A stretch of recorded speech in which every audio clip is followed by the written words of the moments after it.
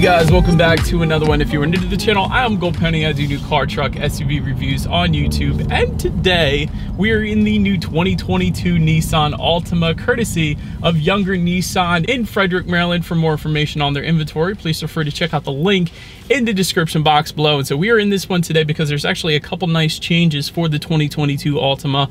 All-wheel drive is available as well, which you can't always say for all sedans out there right now, which is definitely a good thing.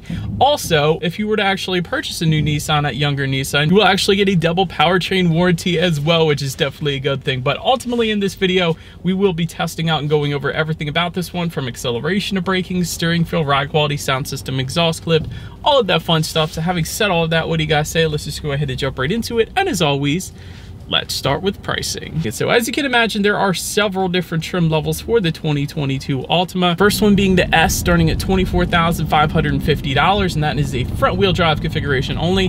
SV for $25,550. SR, which is the one we are in today, starting at $26,550. SR Midnight Edition, which is a new trim level for the 2022 model year. That one goes for $28,300. SL for $29,990. SR VC Turbo for $30,900.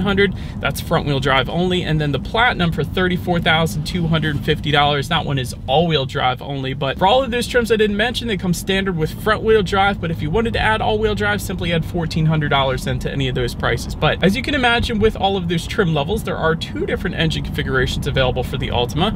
First one is going to belong to all trim levels but the VC Turbo. That is going to be a 2.5 liter direct injected inline four-cylinder, putting out 188 horsepower for the front wheel drive, 182 for the all-wheel drive, 180 pound-feet of torque for the front wheel drive, 178 for the all-wheel drive, sent to front wheels or all wheels, of course, through a CVT. 0 to 60 time is going to come in at approximately 7.4 seconds, with MPG numbers coming in at 28 in the city, 39 on the highway for the front wheel drive, 25 city, 35 then on the highway for the all-wheel drive. But so then there is that other power plant, of course, belonging to the VC Turbo. That one is going to be a 2-liter turbocharged inline four-cylinder, putting out 248 horsepower at 5,600 RPM, 273 pound-feet of torque, coming in at 4,000 RPM. Power sent to front wheels through a CVT with paddle shifters on that one. We do actually have paddle shifters on our SR trim level as well, so we will be testing those out in a little bit here. But 0 to 60 time coming in at approximately 5.8 seconds, with MPG numbers coming into 25 in the city, 34 then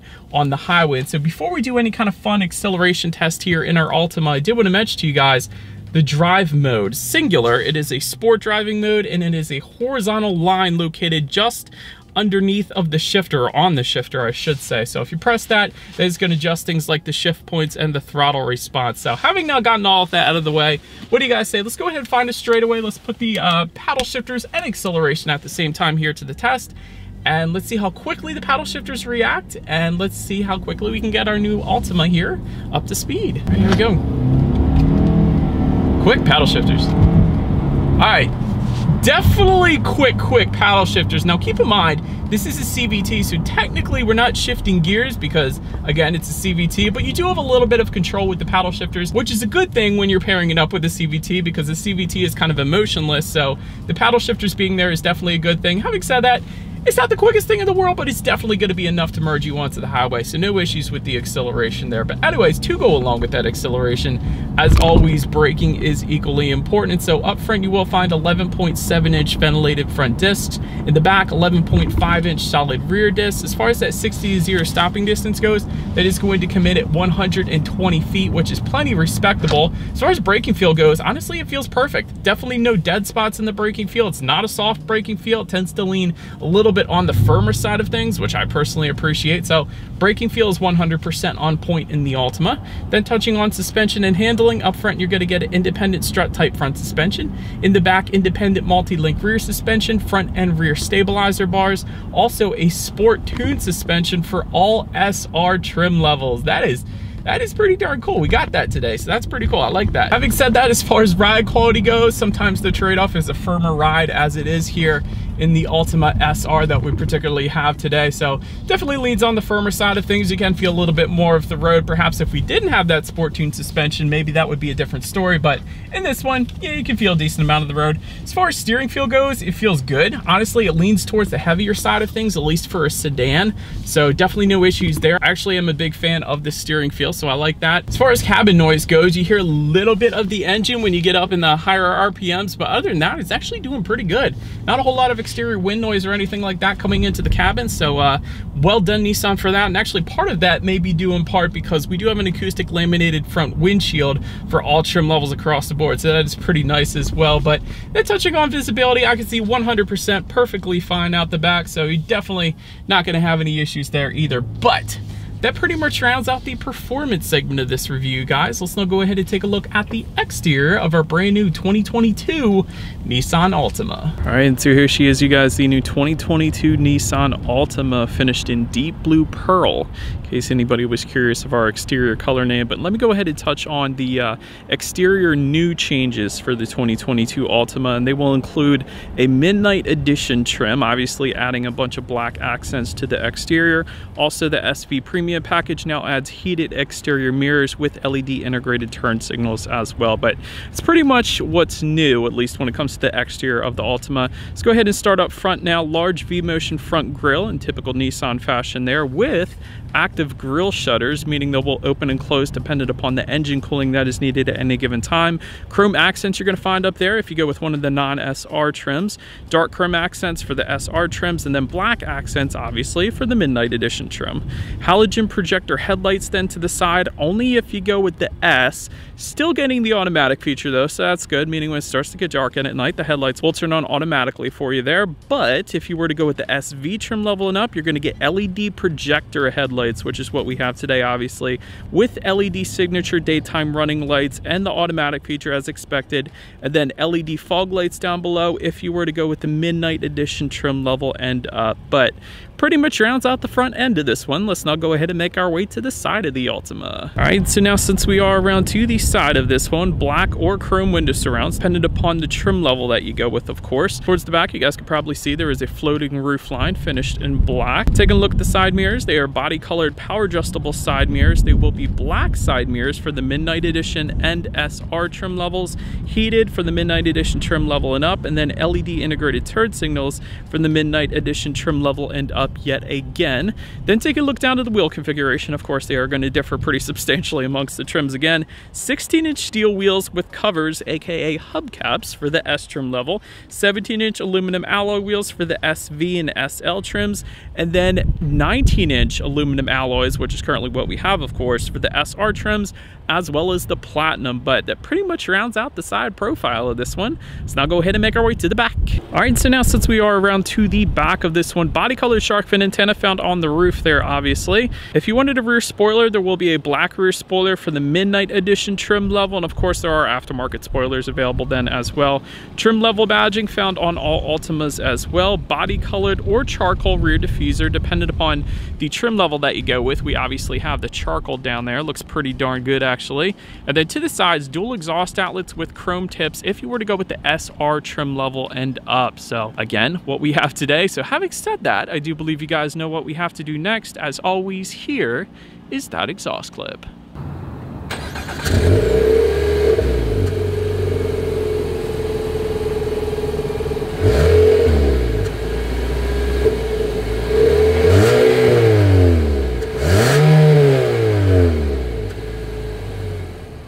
So now since we are around to the back of the Altima, there are a few different ways to go ahead and open that rear trunk. There is a button on the key fob, there is a button by the driver's side left knee, and there is of course a button on the trunk then as well. But once opened up, cargo capacity comes in at 15.4 cubic feet.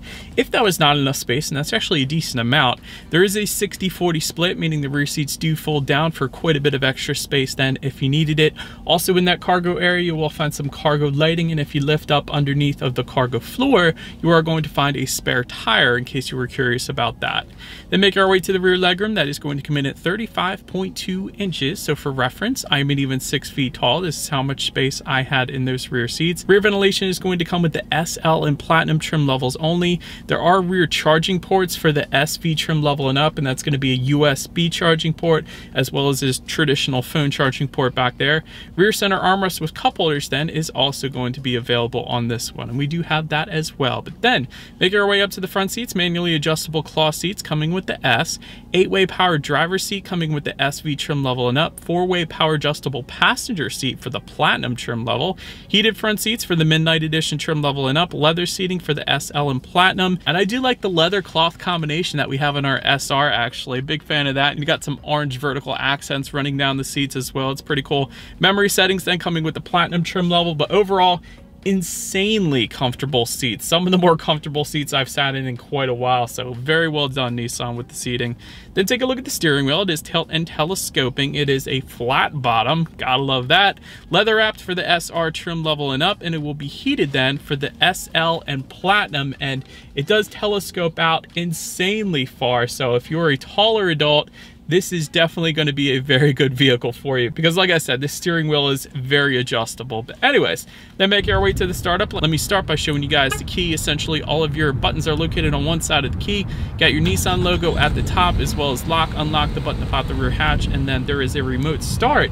Also coming standard on all trim levels across the board, but also there is keyless entry with a push button start for all trim levels as well. So all I'm going to do here, simply put my foot on the brake and press that engine start button located directly in front of the shifter. And so once started up, the gauge cluster is going to differ amongst the trim levels. For the S trim level, you're going to get a 5-inch LCD cluster in the middle. For the SV trim level and up, you're going to get a 7-inch LCD cluster, but you still got the tachometer on the left. Speedometer is going to be on your right, and to control everything within that digital portion of the gauges, there are steering wheel mounted controls found on the left side of the steering wheel, giving you things like a digital speedometer if you wanted to go that route, how many miles you have left until you hit empty, fuel information at any given time. The list goes on. Pretty much everything you could possibly want on the digital portion of the gauges, at least. Then take a look at overall interior quality. If you wanted a power moonroof, go with the Midnight Edition trim level and up. Interior accent lighting for the Platinum, home light controls for the Platinum, auto dimming rear view mirror for the Platinum. That really gives you everything you could possibly want. Wood trim for the Platinum and SL trims.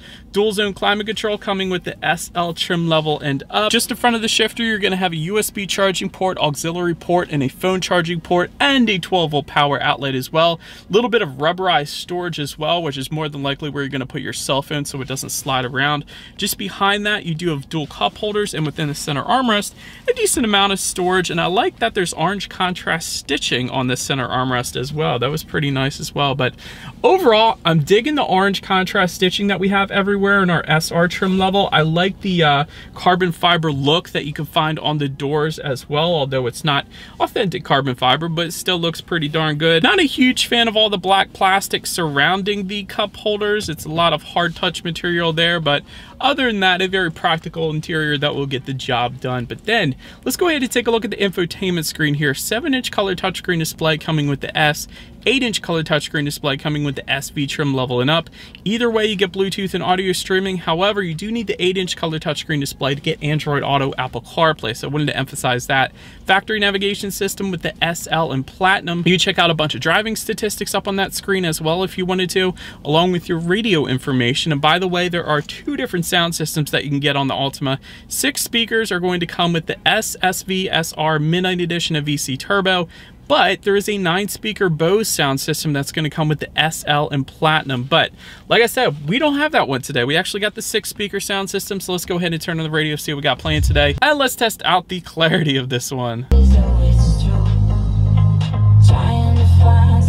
Quite possibly one of the best 6-speaker sound systems I have ever heard. The bass was incredible for 6 speakers. Clarity was on point. Honestly, Bose sound system's going to be a little bit better, but that was dang good for a 6-speaker sound system. Like I said, probably one of the best that I've heard, at least when it comes to 6 speakers. But anyways, last thing I wanted to mention to you guys on that infotainment screen is when you do put the Altima in reverse, you will of course find a rear view camera coming standard across the board, but the Platinum is also going to give you a surround view monitor, which is always going to lead us into safety. And so to start, the Altima is an IIHS Top Safety Pick Plus, which is the very highest rating given by IIHS, so that pretty much says it all right there. Front side curtain airbags do come standard, driver and passenger knee airbags as well. In the back, you're going to get latch, aka lower anchors and tethers for children for the rear car seats, rear child door locks, tire pressure monitoring system, but also coming standard for all trim levels will be a forward collision warning system, autonomous emergency braking with pedestrian detection, lane departure warning, driver attention monitoring system, and high beam assist as well. And then if you were to go with the SV trim level and up, that is going to add to that intelligent trace control, active ride control, rear parking sensors, reverse automatic braking, and a blind spot monitoring system with rear cross traffic alert. And then if you were to go with the SL or Platinum, you're also going to get Pro Pilot Assist then as well. So overall, when it comes to my final thoughts here of the new 2022 Nissan Altima, SV trim level and up is really where it's at, just simply because of the safety. I'll put it that way, because if I were in the market for a new Nissan Altima, I would get the all-wheel drive because we're here in Frederick, Maryland. We do get a good bit of snow, and I would get the SV trim level and up because that is where all the safety features have been added. So that's my personal opinion.